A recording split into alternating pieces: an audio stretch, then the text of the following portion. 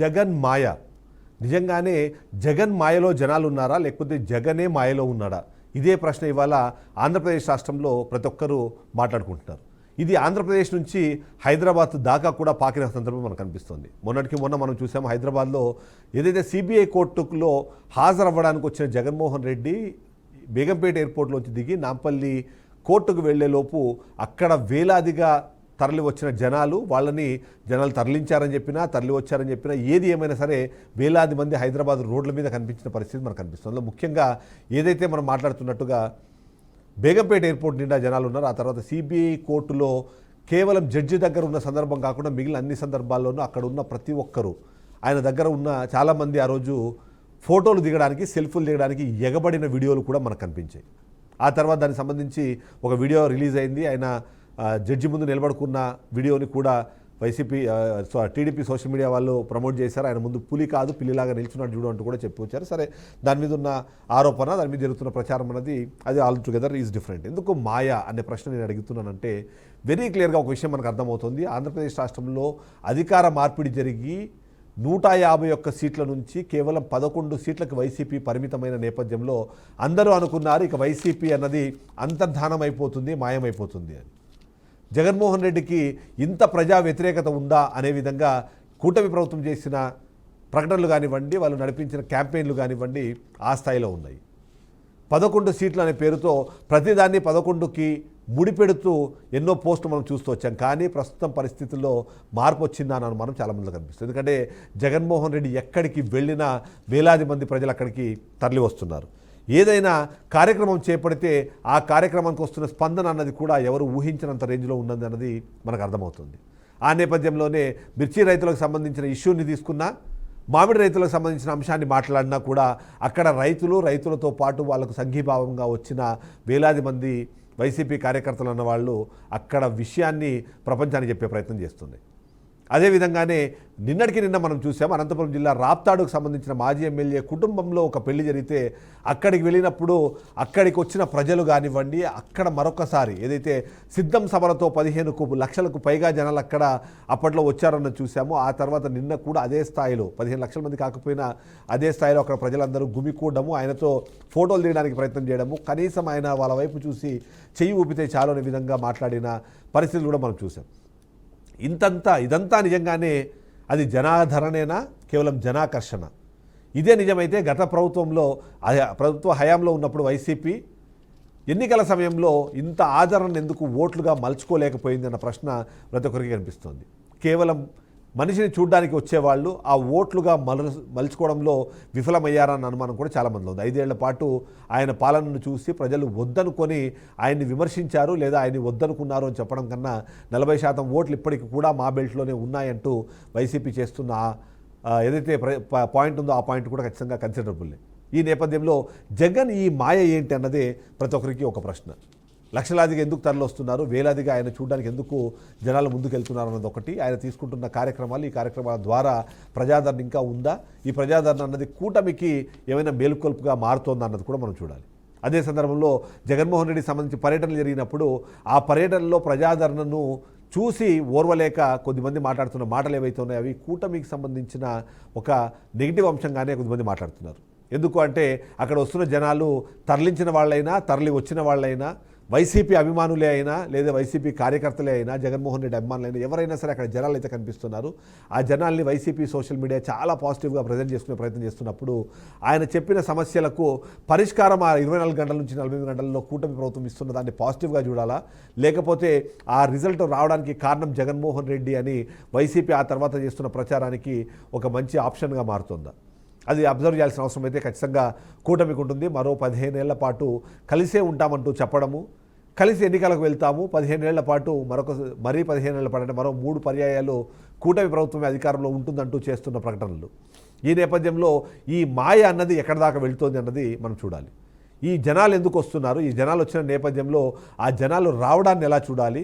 అది కేవలం జనాదరణ, లేకపోతే ప్రజలను అలా ఎవరైతే ఉన్నారో వాళ్ళని అక్కడికి సమీకరించి దాన్ని జనాదరణగా చూపించుకునే ప్రయత్నం వైసీపీ ఏమైనా చేస్తుంది? ఈ ప్రశ్నలన్నీ కూడా ఖచ్చితంగా ప్రతి ఒక్కరికి వస్తున్నాయి. అదే సందర్భంలో ఒకసారి ఆయనకు సంబంధించిన పర్యటనలను మనం చూస్తే ఎక్కువ శాతం బెంగళూరులో ఉంటారు అన్న ఒక ఆరోపణ అయితే మనకు వినిపిస్తోంది. చుట్టం చూపుగా ఆంధ్రప్రదేశ్ రాష్ట్రానికి వచ్చిపోతున్నారు, వచ్చిపోయిన ప్రతిసారి కూడా ఇలాంటి హడావిడి కనిపిస్తోంది అన్నది కొంతమంది చేస్తున్న విమర్శ.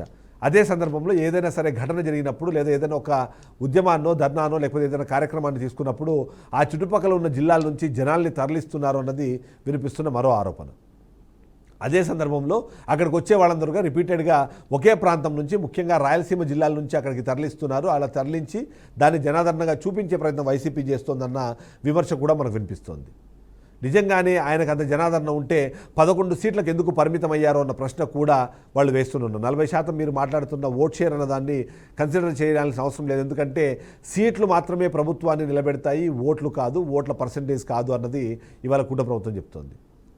ఓవైపు డబుల్ ఇంజన్ సర్కార్ కోసం వాళ్ళు ఓట్లేశారు, జనసేన అధినేత పవన్ కళ్యాణ్ చెప్పిన మాటలు నమ్మి ఓట్లేశారు.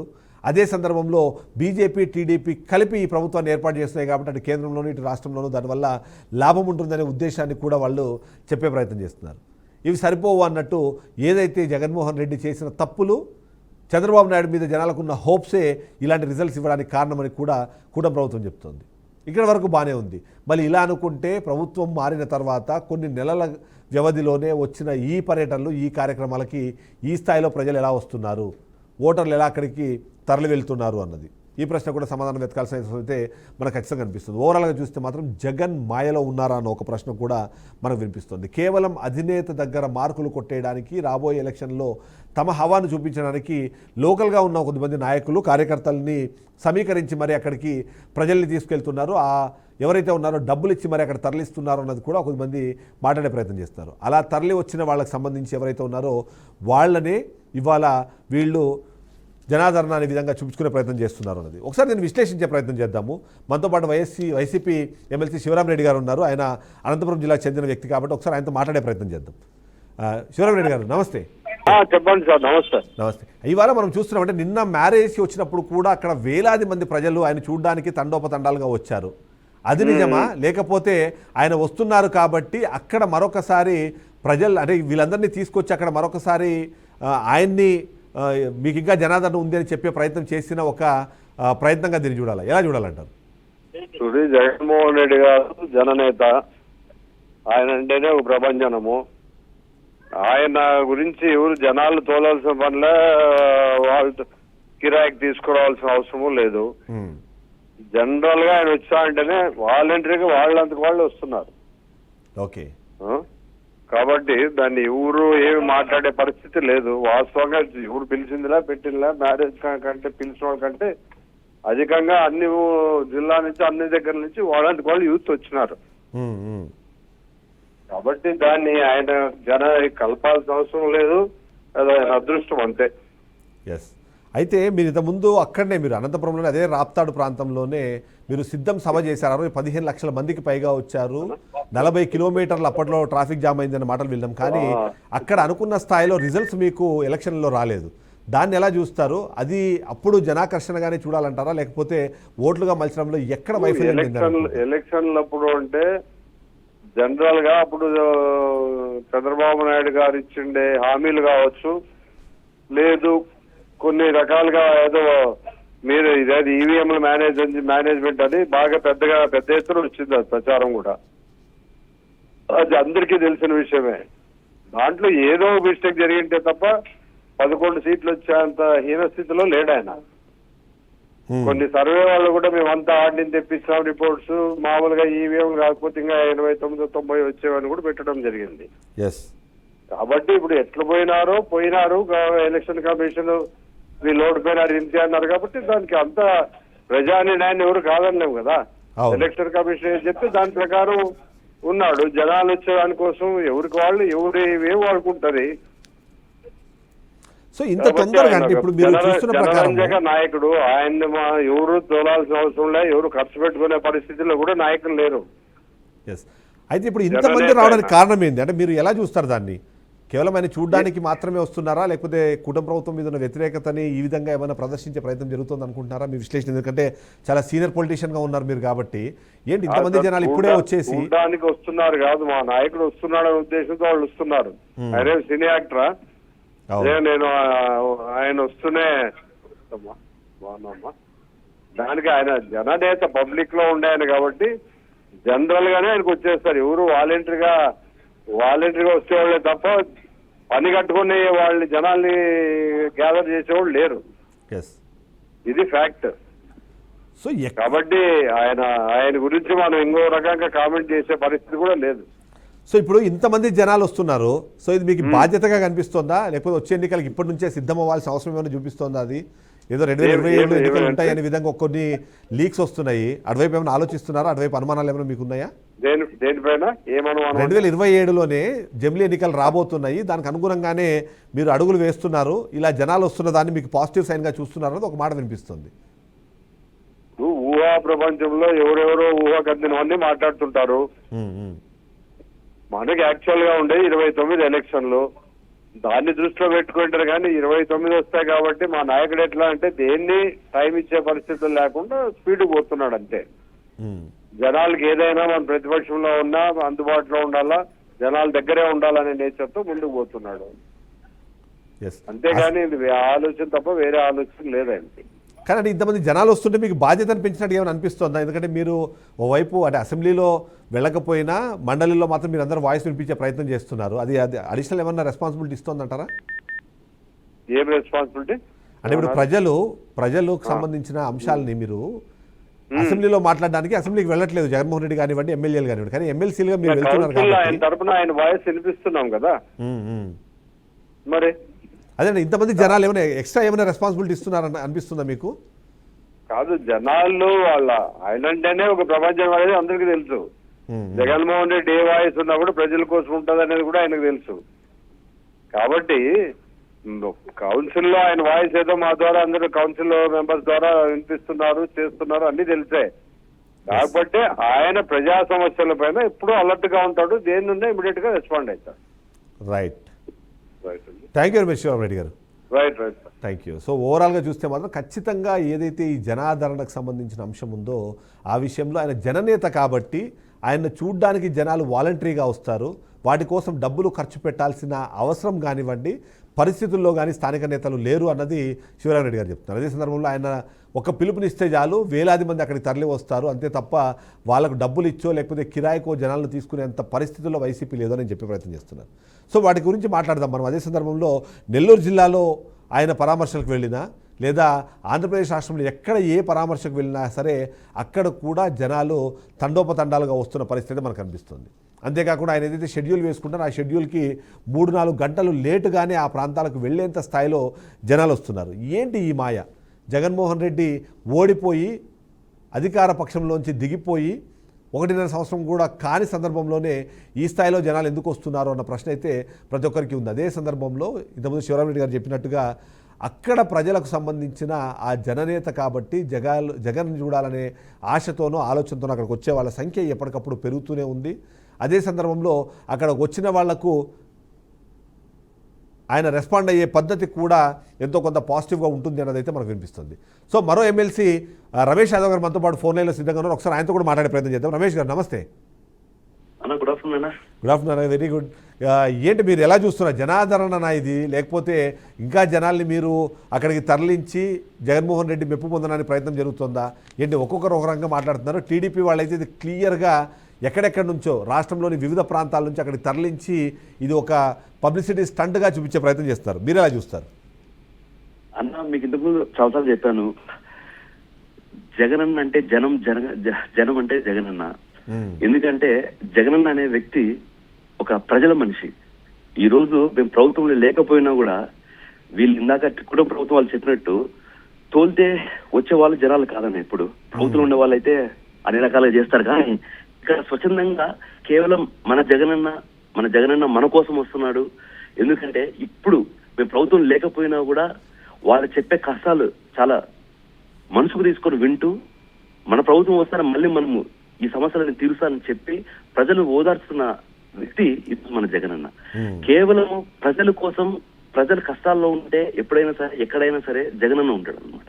కాబట్టి ఇప్పుడు ఈ తెలంగాణ కావచ్చు, లేకపోతే ఆంధ్రప్రదేశ్ లో కావచ్చు, ఆంధ్రప్రదేశ్ లో ఏ జిల్లాకు పోయినా కావచ్చు, జగన్ అన్న వస్తున్న ప్రేమతో, ఆప్యాయతో అన్నం చూడాలా, అన్న కోసం నిలబడాలా, అన్నం మన కోసం వస్తున్నారని చెప్పి ప్రేమతో వచ్చే ప్రజలు ఈరోజు ఆంధ్రప్రదేశ్ ప్రజలన్న. అయితే ఎక్కడో ఒక చోట ఎన్నికల సమయంలో, ఎన్నికలకు ముందు కార్యకర్తలు పెద్దగా పట్టించుకోలేదు కాబట్టి ఎన్నికల సమయంలో కార్యకర్తలు ఎంతో కొంత అసంతృప్తితో ఉన్నారు అన్న మాట వినిపించేది. జగన్ 2.0 అందులో ముఖ్యంగా కార్యకర్తలే సెంట్రిక్గా మొత్తం ఎలక్షన్లు లేదా ఈ రాజకీయాలు మొత్తం నడుస్తాయని చేసిన కమెంట్ ఏదైతే ఉందో అదేమైనా కొత్త జోష్ ఏమైనా దింపింది అనుకుంటున్నారా మీరు? 100% అన్న. ఇప్పుడు వెరీ క్లియర్ గా ఒక మీటింగ్ లో చెప్పారు ఏమని, మనము మొట్టమొదటిసారిగా ప్రభుత్వం ఏర్పాటు చేసినాము, ఆ ప్రభుత్వంలో నేను ప్రజలకు సంక్షేమ పథకాలు నేను మాటిచ్చిన దాని మీదనే మన టైం ఎక్కువ పెట్టాల్సి వచ్చింది. దాంతో పాటు కోవిడ్ వల్ల 2 సంవత్సరాలు మనకు ఏం చేయలేకపోయినాము. ఇప్పుడు జగన్ 2.0 వస్తే ఇది కార్యకర్తల ప్రభుత్వం మాదిరి ఉంటుంది, కార్యకర్తలకు ఏ రకంగా చేస్తాననేది మీరు చూస్తారని చెప్పారు. మాకందరికి ఖచ్చితంగా నమ్మకం ఉందన్న. ఎందుకంటే జగన్ సార్ మాట చెప్పినాడంటే 100% చేస్తారు. ప్రజలకు చేస్తా అని చెప్పాడు. మీకు తెలుసు, ప్రపంచంలో ఏ రాష్ట్రంలో కానీ ఎప్పుడు జరగని విధంగా మన ఆంధ్రప్రదేశ్ రాష్ట్రంలో ప్రజల వద్ద పాలన అని చెప్పి ప్రతి ఇంటికి సంక్షేమం అందించిన వ్యక్తి మన జగన్మోహన్ రెడ్డి గారు. సో ఈ రోజు జగన్ అన్న క్లియర్ గా చెప్పారు, వచ్చేది మన ప్రభుత్వం వస్తూనే కార్యకర్తలు ఏ రకంగా చేశారు. ఆ ఒక్క మాట చాలన్నా కార్యకర్తలకు 1000 ఏనుగుల బలం అన్నమాట. ఆ మాట చెప్పిన తర్వాత, ఆ మాట జగనన్న నోట్లో వచ్చిన మరుక్షణం నుంచి మీరు చూశారు, ప్రజలు కావచ్చు, కార్యకర్తలు కావచ్చు, ఎంతో నమ్మకంతో, జోష్తో ఈరోజు జగన్మోహన్ సార్ ఎంటబడి తిరగడం మళ్ళీ మొదలు పెట్టారు. మనం మీరు ఇందాక చెప్పినట్టుగా ఎలక్షన్ టైంలో కొంతమంది కూటమి ప్రభుత్వం చెప్పే అబద్ధాలు నమ్మిండొచ్చు, దానివల్ల ఓట్లు వేసిండొచ్చు. అదే విధంగా మాకు ఎన్నో అనుమానాలు ఉన్నాయి ఈవీఎంల మీద, దాని మీద మేము జగన్ సార్ క్లియర్ గా ఓటర్స్ సంబంధించిన క్లియర్ పర్సంటేజ్ సంబంధించిన అన్ని ఎక్స్ప్లెయిన్ కూడా చేసినారు. కాబట్టి మాకున్న అనుమానాలు మాకున్నాయి. బట్ ఏది ఏమైనా కూడా వచ్చేది ఏ ఎలక్షన్ అయినా సరే ప్రజలు అందరూ వైఎస్ జగన్మోహన్ రెడ్డి గారికే మనం నిలబడాలి, ఓటేయాలి. ఎందుకంటే చెప్పిన ప్రతి మాట తప్పకుండా చేసిన వ్యక్తి వైఎస్ జగన్మోహన్ రెడ్డి గారు అనేసి ఈ రోజు రాష్ట్రంలో ఏ ఇంటికి ఏ గడప దొక్కినా ప్రజలు అంటున్న మాట అన్న ఇది. సో ఇప్పుడు ఈ జనాలు ఎవరైతే కనిపిస్తున్నారో ఆ జనాలు కేవలం వైసీపీ కార్యకర్తలను చూడాలంటారా, లేకపోతే సామాన్య ప్రజలు కూడా వచ్చి ఆయనతో తన బాధను చెప్పుకునే ప్రయత్నం చేస్తున్నారు అనుకోవాలి, ఎలా చూడాలంటారు? ఎందుకంటే నేను చెప్పా కదా, టీడీపీ చాలా క్లియర్గా చెప్తోంది, వాళ్ళు ఓన్లీ తరలింపబడిన జనాలు మాత్రమే తప్ప వాళ్ళు వైసీపీకి సంబంధించిన కార్యకర్తలు తప్ప సామాన్య ప్రజలు చాలా సంతోషంగా ఉన్నారు. ఇవాళ కూటమి ప్రభుత్వం అధికారంలోకి వచ్చిన తర్వాత వాళ్ళు అనుకున్నవన్నీ జరుగుతున్నాయి, ఓవైపు అభివృద్ధి జరుగుతుంది, మరోవైపు సంక్షేమం దొరుకుతుంది అనేది వాళ్ళు మాట్లాడుతున్నారు.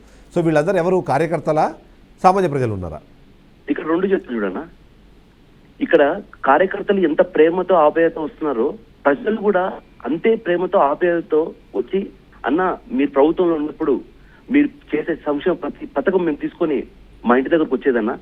ఈ రోజు మేము తెలుసో తెలియకో ఇది జరిగిన తర్వాత మేము ఎన్నో కష్టాలు పడుతున్నామన్నా. మీరున్న టైంలో పొద్దున్న 6 గంటలకి మా ఇంటి దగ్గరకు వచ్చి ఒక వాలంటీర్ ఇంటి దగ్గరకు వచ్చి పెన్షన్ ఇచ్చేవాళ్ళన్నా. ఈ రోజు మేము మళ్ళీ రక్తబండల దగ్గరికి పోయేసి నిలబడాల్సిన అవసరం ఉందన్నా.